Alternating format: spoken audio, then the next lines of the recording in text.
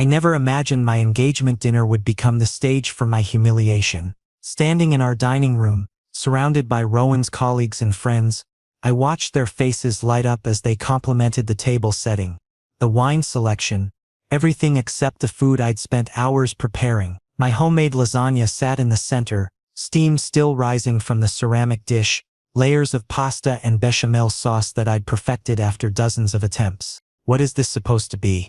Rowan's voice cut through the pleasant chatter like a knife. He held up a forkful of my lasagna, examining it under the chandelier light as if it were a failed science experiment. The room fell silent. I mean, seriously, this is your idea of Italian food? My throat constricted. Heat crept up my neck, flooding my cheeks with embarrassment. This was the man I'd been engaged to for 3 years. The man whose approval I'd chased relentlessly, reshaping myself to fit his vision of the perfect partner. I'd given up my dream of attending culinary school, because he said it was impractical, that we needed financial stability more than my hobby. Come on, babe. Don't be so sensitive. Rowan laughed. That beautiful, cruel laugh that somehow made even mockery sound charming. His friends joined in, their laughter echoing off the walls of our carefully decorated apartment. I stood frozen, plate trembling in my hands, wishing the floor would swallow me whole. Rowan, that's too harsh. The voice came from my left, calm but carrying an unmistakable edge. Kashtan. I'd almost forgotten he was there. Rowan's childhood best friend had just returned from New York yesterday, and this dinner was partly in his honor. He'd been quiet most of the evening, maintaining the polite distance he always kept with me during his rare visits. I glanced at him now. Kashtan sat with perfect posture, his hazel eyes fixed on Rowan with an intensity I'd never seen before.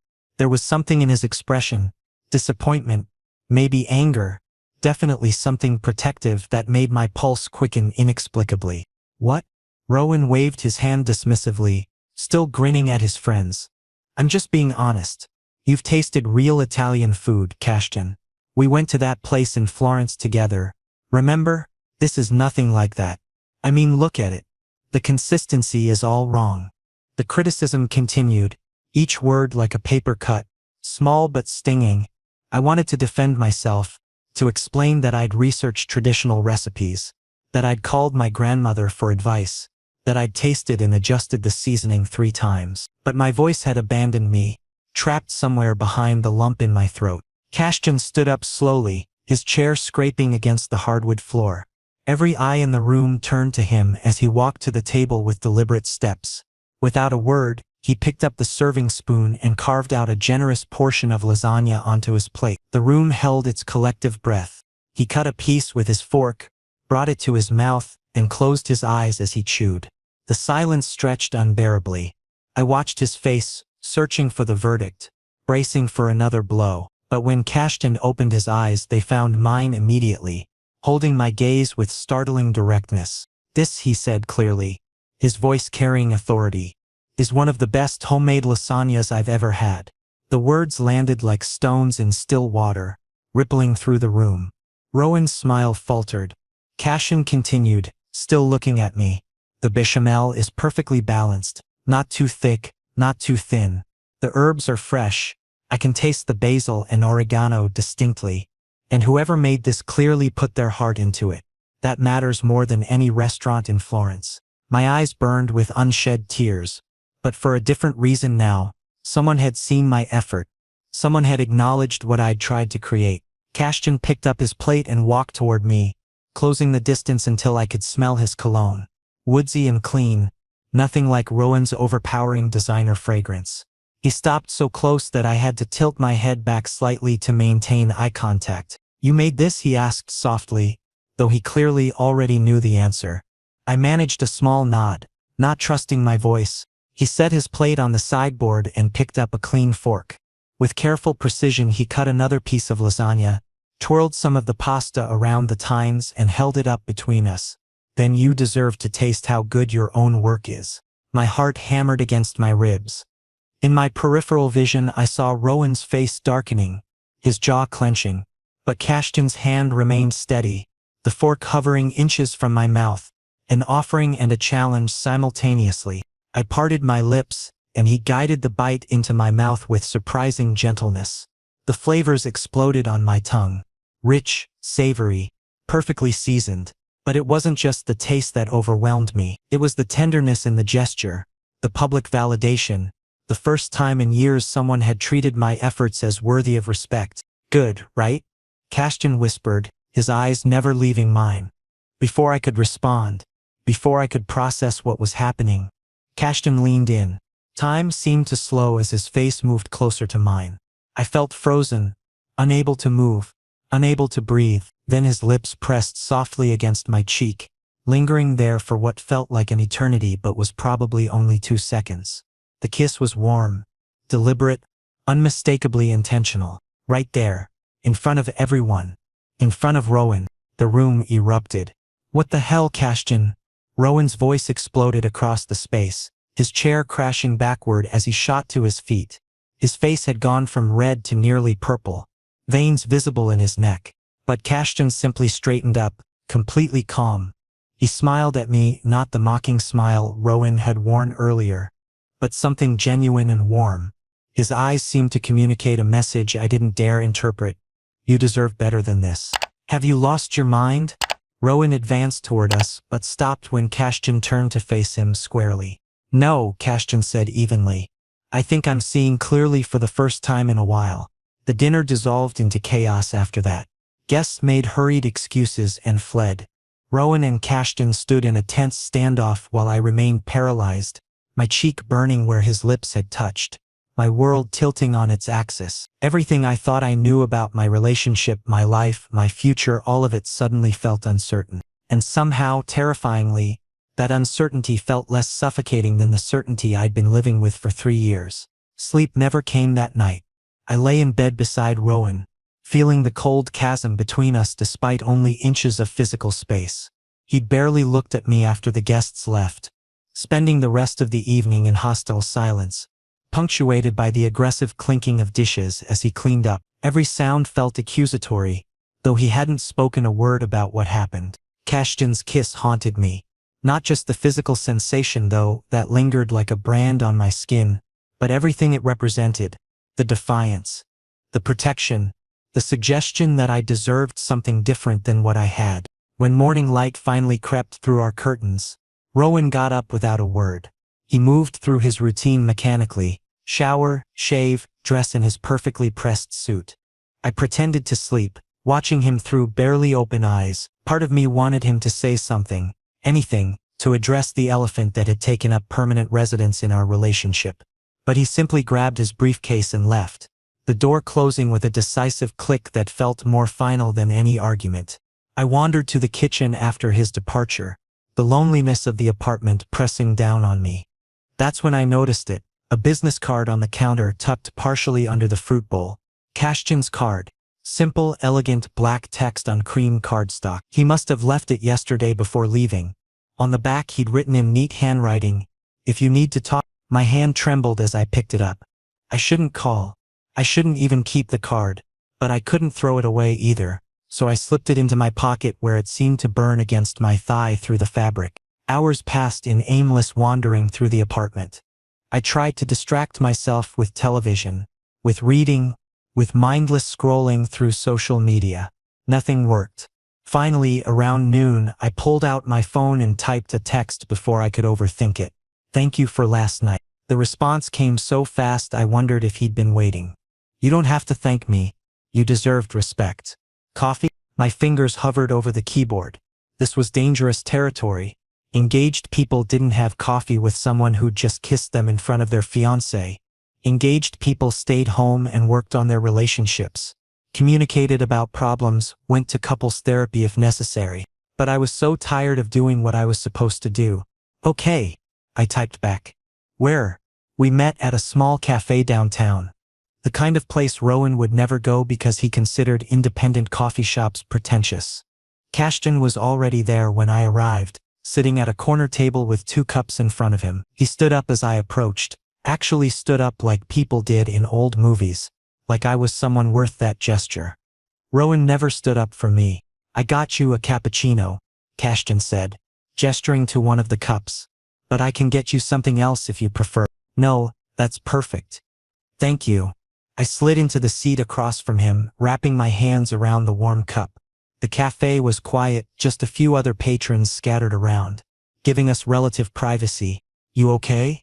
Kashtan asked, his eyes searching my face with genuine concern. The simple question nearly undid me. When was the last time someone had asked if I was okay and actually waited for a real answer? "I don't know," I admitted. "Rowan's acting like nothing happened." Classic Rowan. Kashtan's jaw tightened slightly as he rotated his own cup between his hands. He's always been good at rewriting history to suit his narrative. Even when we were kids, if something didn't fit his version of events, he'd just pretend it never occurred. "You've known him since childhood." I knew they were old friends, but Rowan rarely talked about his past beyond superficial stories about their adventures. "Since we were 7. Same neighborhood, same school, same everything until I moved to New York for work 5 years ago." Kashtan's gaze was steady, unflinching. "Which is why I know he doesn't deserve you." The words hung in the air between us, impossible to unhear or ignore. "Kashtan, let me finish," he said gently but firmly. "I've watched you change over the past 3 years. Every time I visit, you're a little quieter, a little smaller, like you're trying to take up less space in your own life. The light in your eyes has been dimming gradually, and last night when he humiliated you in front of everyone, I couldn't watch it anymore. My throat felt tight. You barely talk to me when you visit, because if I did, I wouldn't be able to stop myself from saying things I have no right to say. Things that would complicate everything." He looked away briefly, and I saw him struggling with something internal before his eyes met mine again. "I think about you constantly. When I'm in New York, I wonder how you are, if you're happy, if he's treating you well. And I hate how he treats you, the dismissiveness, the casual cruelty disguised as jokes." My heart was racing now, each beat seeming to echo in my ears. "Why are you telling me this?" "Because what I did last night wasn't impulsive, even though it might have looked that way." Kashtan's voice dropped lower, more intimate. "I've been in love with you for 2 years. Since the first time Rowan brought me to your apartment and you served us that incredible homemade ramen. You were so excited to share it, explaining every ingredient, and your passion was beautiful. Then Rowan made some joke about you opening a food truck, and you just deflated. I saw it happen, and I've been watching you deflate ever since." Reality crashed back in, cold and unforgiving.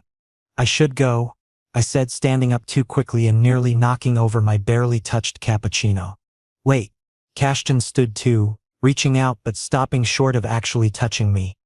"I'm not trying to pressure you into anything. I just wanted you to know that you have options. You're not trapped in this. You deserve someone who celebrates you, not someone who diminishes you." The words followed me all the way home, echoing in my mind as I rode the subway, as I climbed the stairs to our apartment, as I opened the door to find Rowan waiting with a bouquet of expensive flowers. His standard apology gesture, deployed with calculated precision. "There you are," he said, smile not quite reaching his eyes. I was worried. The flowers felt heavy in my hands when he passed them to me, like they were made of lead instead of petals. And standing there, I realized Kashtan was right about one thing. I'd been trapped for so long I'd forgotten what freedom even felt like. Rowan insisted on taking me to dinner that evening. An upscale Italian restaurant I knew we couldn't comfortably afford. He'd made reservations at the same place he'd proposed to me 3 years ago.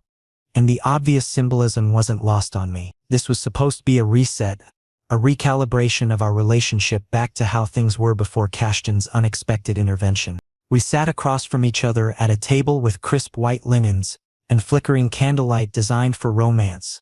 Rowan ordered wine without asking what I wanted, something expensive he could mention casually in conversation with his colleagues later. He was performing for an invisible audience even when it was just the two of us. "Look, I've been thinking," Rowan started once our server had poured the wine and disappeared.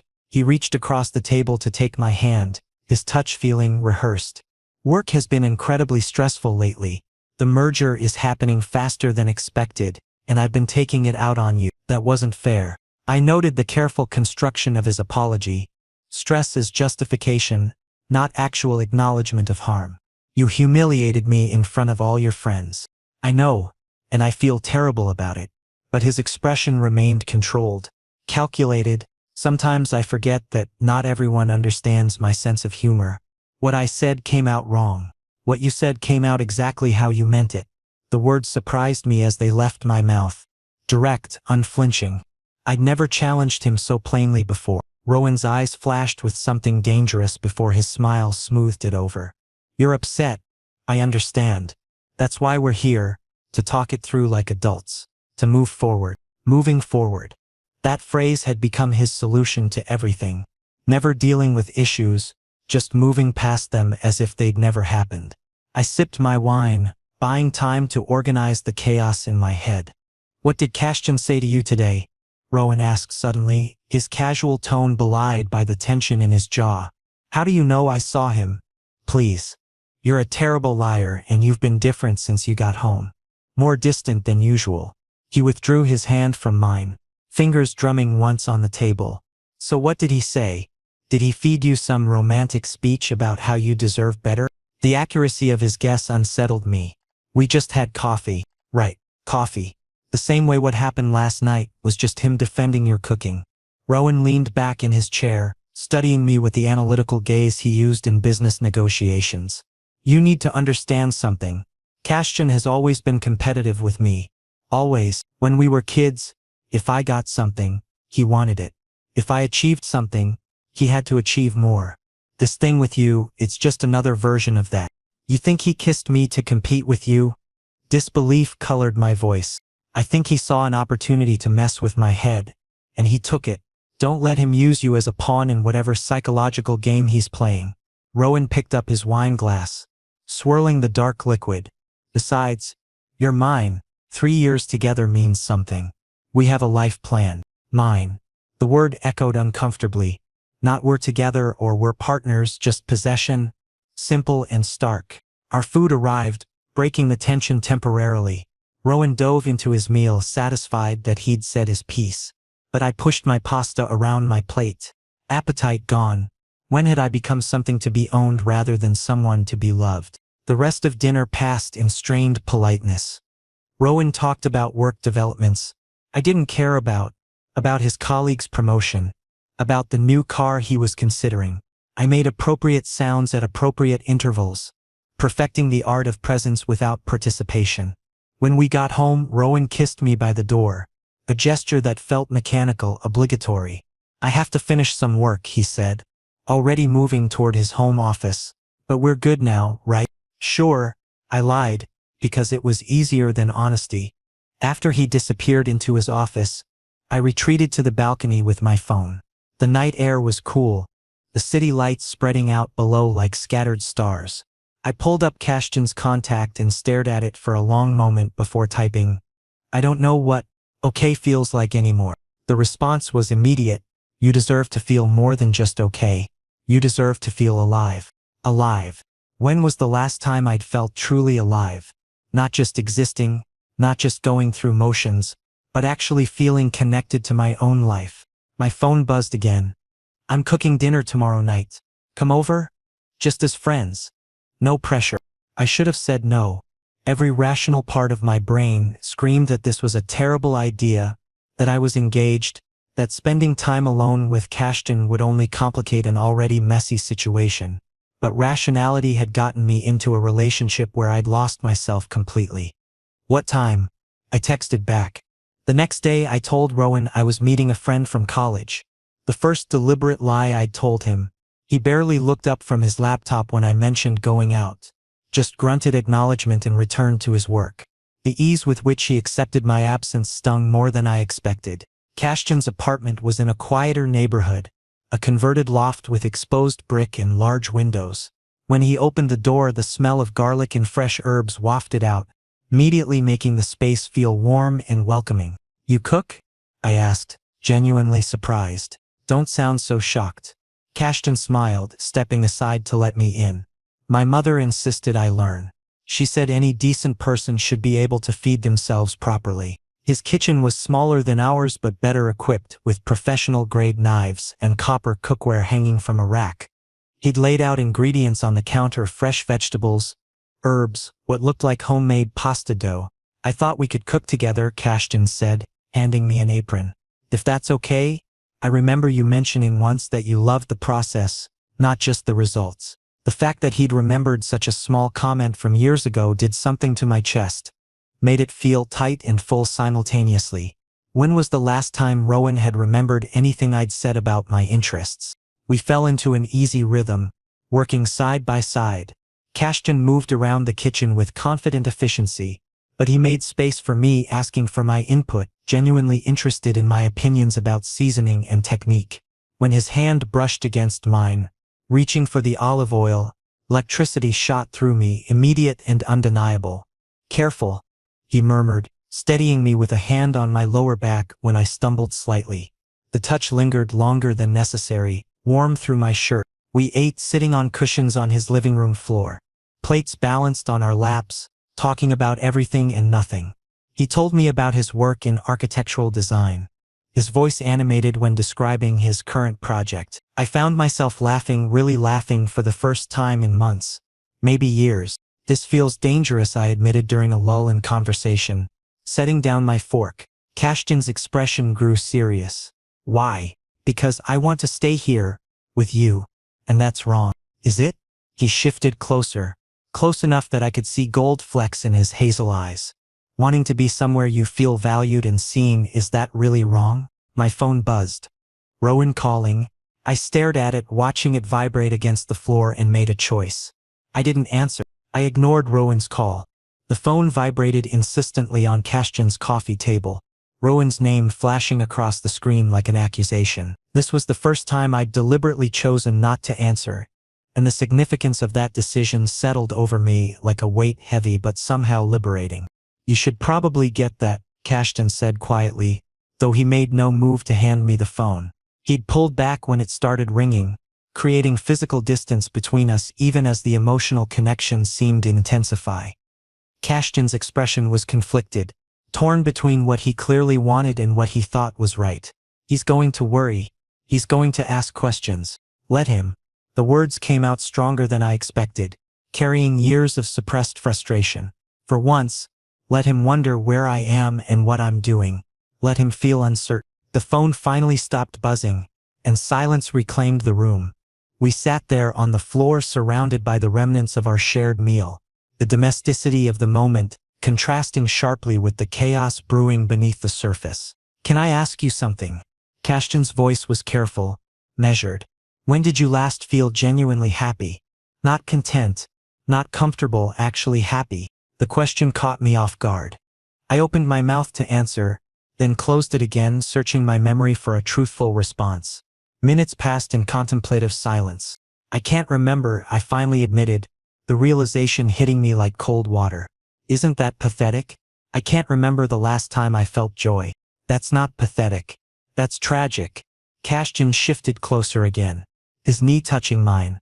"You deserve more than just going through motions. You deserve to wake up excited about your day, to pursue things that make you feel alive." "I used to have dreams," I said softly, surprised by my own willingness to be vulnerable. "Real dreams. I wanted to study culinary arts in France, to learn from master chefs, to maybe open my restaurant someday. Something small and intimate, where I could create experiences for people, not just meals." "What stopped you?" Rowan said it was impractical. He said dreams don't pay bills, that we needed stability. So I got a regular job, something safe and boring that I'm moderately good at but don't care about at all. The bitterness in my voice surprised me. I convinced myself that being practical was the same as being mature, that sacrifice was what love required. "Love shouldn't require you to abandon yourself," Kashtan said firmly. "Partnership should make you bigger, not smaller. It should give you courage to chase dreams, not reasons to bury them." My phone lit up again, a text this time. "Rowan, this isn't funny. Where are you?" His response was immediate. "Later when? Are you with him?" I turned the phone face down without replying, my heart racing. This small act of defiance felt monumental, like I was rewriting fundamental rules I'd lived by for years. "I should probably go soon," I said, though I made no move to stand. "This is already complicated enough without me staying out all nights." "I know," Kashtan nodded, but there was disappointment in his eyes. "I just wish things were different. I wish I'd met you first, before he did." Or that I'd been brave enough to say something earlier instead of watching from the sidelines. Why didn't you say something, I mean? He laughed without humor. Because you were happy at first. When you and Rowan started dating, you smiled all the time. You had this light about you.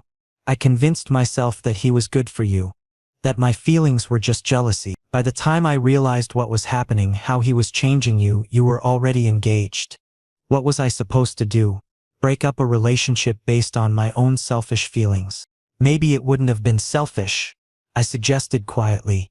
Maybe it would have been kind. We looked at each other for a long moment, the air between us charged with possibility and regret. Kashtan reached out slowly, giving me time to pull away, and brushed his thumb across my cheekbone. The gentleness of the gesture made my throat tight. If I kiss you again, he said carefully, it won't be for show. It won't be to make a point or defend your honor. It'll be because I've wanted to for 2 years. And having you here, seeing you start to remember who you are, it's taking every ounce of self-control I have. Not, then don't, I breathed. Don't control it. His eyes searched mine, looking for certainty I wasn't sure I could give. You're still engaged. I know. This will change everything. I know that too. And you still want. I closed the distance between us, answering his question with action instead of words. This kiss was nothing like the brief press of lips to my cheek at the dinner party. This was deep and desperate and devastating in its honesty. Kashtan's hands framed my face like I was something precious, and I gripped his shirt like he was an anchor in a storm. When we finally broke apart, we were both breathing hard, foreheads pressed together in the dimly lit room. I can't be the reason your relationship ends, Kashtan whispered against my lips. You have to decide what you want independent of me. Otherwise you'll always wonder if you made the right choice. What if I already know? My voice shook with the weight of truth I'd been avoiding. What if I've known for months but was too scared to admit it? Then you need to face it. Really face it. Not because of me, but because you deserve to be free. He pulled back slightly, creating space for clear thinking. Go home tonight. Talk to Rowan. Figure out what you want your life to look like. And if that life includes me, I'll be here. But if it doesn't, if you decide to stay and work things out with him, I'll respect that too. The maturity of his response made me love him more, which terrified me because I wasn't supposed to be in love with anyone except my fiancé. But sitting there in Kashtan's apartment, full of food made with care and conversation that nourished something deeper than my body, I couldn't deny the truth anymore. I'd fallen out of love with Rowan gradually, so slowly I hadn't noticed until there was nothing left. And I'd fallen for Kashtan just as quietly, in stolen glances and careful distance and the way he saw me when I'd forgotten how to see myself. I should go, I said, forcing myself to stand even though everything in me wanted to stay. Kashtan walked me to the door, maintaining a respectful distance now that we'd crossed a line we couldn't uncross. At the threshold he caught my hand briefly. Whatever you decide, he said seriously, make sure it's for you. Not for me, not for Rowan, not for anyone else. Choose the life that makes you feel alive. The subway ride home felt endless, each stop a marker counting down to confrontation. When I finally climbed the stairs to our apartment, it was nearly 11. Rowan was pacing in the living room, and the look on his face when I walked in was something between relief and rage. 6 hours, he said, voice dangerously quiet. You've been gone for 6 hours with no explanation. I closed the door behind me, steeling myself for what came next. We need to talk. Rowan's expression shifted from anger to something more calculating, like he was already strategizing his defense. If this is about the dinner party, I already apologized. I brought you flowers. I took you to our restaurant. What more do you want from me? An actual apology would be a start, I said, surprising myself with the steadiness in my voice. One that doesn't include excuses about stress or explaining how your cruelty was somehow my fault for being too sensitive. Oh, so now I'm cruel? He laughed sharply. After everything I've done for you, for us, you're going to stand there and call me cruel? Yes. The word hung in the air between us, simple and damning. You humiliated me in front of everyone who matters to you. You mocked something I worked hard on, something I was proud of. And when your best friend defended me, you were more upset about that than about how you'd made me feel. Rowan's jaw clenched. Kashtan had no right to put his hands on you like that. To kiss you. That was completely inappropriate, and instead of shutting it down, you just stood there and let it happen. He showed me more respect in that one moment than you've shown me in months. I shot back, feeling years of suppressed feelings bubbling to the surface. He saw my effort. He acknowledged my work. He treated me like I mattered. Of course you matter. You're my fiancé. Rowan's voice rose. But I'm not going to coddle you and pretend everything you do is perfect. That's not how the real world works. I was preparing you for actual criticism, for what would happen if you ever tried to pursue that cooking pipe dream professionally. It's not a pipe dream, I said quietly. It's a passion you convinced me to abandon because it didn't fit into your 5-year plan. Our 5-year plan, he corrected sharply. The plan we made together. The plan that includes a house, financial security, a real future, not some fantasy about cooking school in France. I never agreed to give up everything I wanted. You decided what our future would look like, and I just went along with it because I thought that's what partners did. Compromise. This is about him, isn't it? Rowan's tone turned accusatory. Kashtan's been filling your head with romantic nonsense, making promises he can't keep. You think he's going to support your dreams? He lives in a tiny apartment and freelances. He can barely support himself. This isn't about Kashtan. I insisted, though we both knew that wasn't entirely true. This is about me finally seeing clearly what I've been too afraid to admit. We're not good together anymore. Maybe we never were. The words seemed to physically impact Rowan. He stepped back, his face going through a rapid series of expressions: shock, hurt, anger, then something harder. You don't mean that. You're confused because Kashtan is manipulating you, playing on your emotions when you're vulnerable. That's what he does. He sees weakness and exploits it. Stop it, I said firmly. Stop making this about him. Even if Kashtan didn't exist, we'd still have these problems. I'd still feel invisible in my own relationship. I'd still have given up parts of myself I'm not sure I can get back.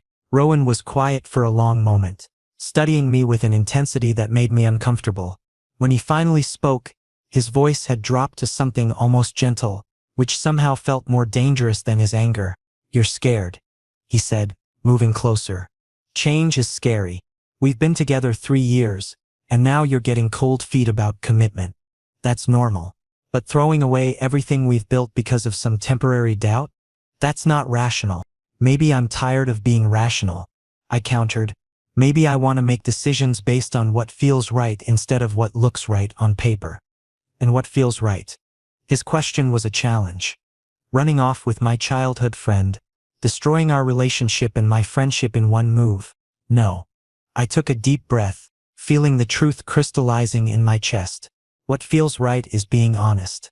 Admitting that I'm not happy, that I haven't been happy for a long time, and that staying together because we've already invested 3 years would be unfair to both of us. So you're just gonna quit? Rowan's voice rose again. That's your solution? Things get difficult and you bail?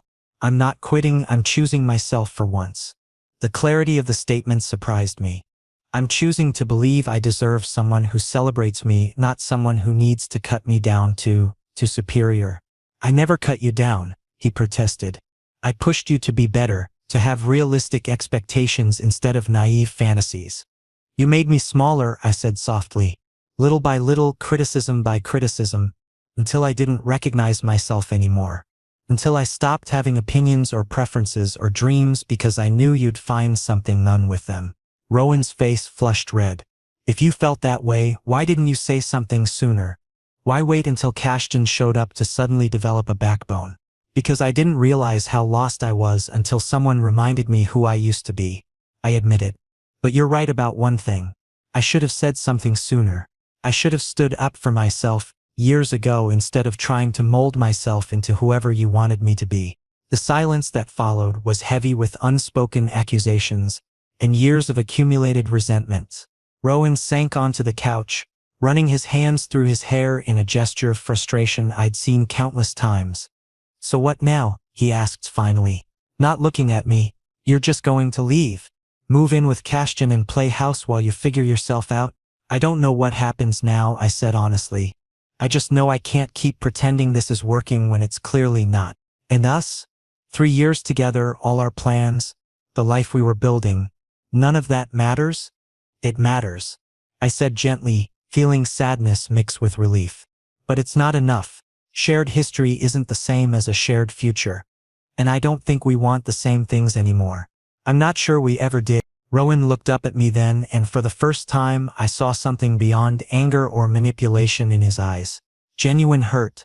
Did you sleep with him? No, I answered truthfully. But I kissed him. Tonight. The confession landed like a blow. Rowan's expression hardened again, the vulnerability disappearing behind familiar walls. Get out, he said flatly. If you're going to cheat, at least have the decency not to do it under my roof. Rowan, I said, get out. His voice cracked on the last word. Go to him, since that's obviously where you want to be.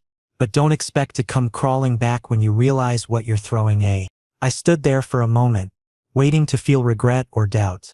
Instead, I felt something closer to relief. This relationship had been dying for months, maybe longer. We'd both just been too comfortable or too scared to acknowledge it. I'll come get my things tomorrow, I said quietly, moving toward the bedroom to pack essentials. Don't bother, Rowan called after me. I'll have everything boxed up and delivered wherever you're staying. I don't want to see you again. 20 minutes later, I stood outside our apartment building with a hastily packed bag, my phone in my hand, Kashtan's number on the screen. It was almost midnight. This was too much to ask, but I called anyway. He answered on the first ring. Are you okay? Can I come over? My voice shook. I left him. I'll be waiting. Kashtan met me in the lobby of his building, having apparently run down 5 flights of stairs rather than wait for the elevator. His hair was disheveled, and he wore sweatpants and a wrinkled t-shirt like he'd been trying to sleep but couldn't. When he saw me standing there with my bag and red-rimmed eyes, his expression crumbled with concern. Come here, he said simply, pulling me into an embrace that felt like safety itself. I didn't cry. Not yet. I was too numb, too overwhelmed by the enormity of what I'd just done. Ending a 3-year relationship, walking away from the life I'd built, choosing uncertainty over comfortable misery. It all felt surreal, like I was watching someone else's life unfold. Kashtan didn't ask questions as we rode the elevator up to his floor. He just kept one hand on the small of my back, a steady presence that kept me grounded. Once inside his apartment, he guided me to the couch and disappeared into the kitchen, returning with water and the kind of understanding that doesn't require words. Do you want to talk about it? He asked gently, sitting beside me but maintaining careful distance. He told me to leave, I said, the words coming out flat and emotionless. Said he didn't want to see me again, that he'd have my things delivered. Kashtan's jaw tightened. I'm sorry. I know this isn't easy, even if it's the right thing. I told him I kissed you, I continued, staring at my water glass. He asked if I'd slept with you and I couldn't lie. So I told him about tonight. How did he react? About how you'd expect. Anger, accusations, declarations that I'd regret this. I finally looked at Kashtan, needing him to understand something crucial. But I don't regret it. I mean, I'm scared and sad and completely overwhelmed. But I don't regret leaving. You don't have to justify your feelings to me, Kashtan said softly. Ending a long-term relationship is traumatic even when it's necessary. You're allowed to grieve what you had, or what you hoped you'd have. The kindness in his voice finally broke through my numbness. Tears came suddenly and forcefully, years of suppressed emotion flooding out all at once. Kashtan pulled me against his chest, one hand stroking my hair while I soaked his shirt with tears I'd been holding back for longer than I could remember. I'm so tired, I sobbed. I'm tired of being careful, of walking on eggshells, of making myself smaller so someone else can feel bigger. I'm tired of being afraid. Then rest, he murmured. You're safe here. You can fall apart if you need to. I've got you. We stayed like that for what felt like hours. Me crying, him holding me, the city lights flickering through his windows as midnight turned to early morning. Eventually the tears slowed, leaving me exhausted and wrung out but somehow lighter. I don't have anywhere to go, I said hoarsely, the practical reality settling in. I can't afford my own place right now, and I can't ask you to stay here, Kashtan interrupted firmly. As long as you need. I have a guest room that's basically just storage right now, but we can clear it out tomorrow. No pressure, no expectations, just a safe place to land while you figure things out. I can't impose like that. You're not imposing, I'm offering. He pulled back to look at me directly.